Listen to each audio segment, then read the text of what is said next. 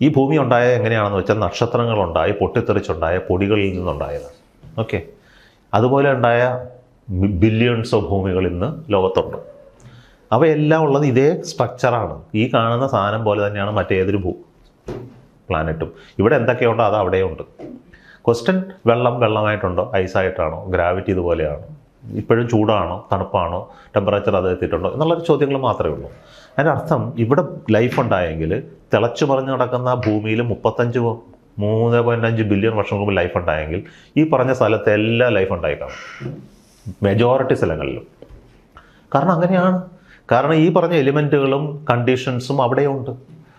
അപ്പോൾ ലൈഫ് എവിടെയും ഉണ്ടാവാം, മൾട്ടിപ്പിൾ ടൈംസ് ഉണ്ടാവാം. പക്ഷെ അത് കണ്ടിന്യൂ ചെയ്യുമോ, അത് പ്രോഗ്രസ് ചെയ്ത് ഇവോൾവ് ലൈഫായി മാറിയെന്നോ, ഇന്ന് നമ്മൾ കാണുന്ന DNA-യും ATPയും ഒക്കെ ചേർന്ന ഓക്സിജനെ യൂസ് ചെയ്ത് ജീവിക്കുന്ന ലൈഫായിട്ട് മാറിയെന്നോ എന്നൊന്നും എനിക്ക് അറിഞ്ഞുകൂടാ.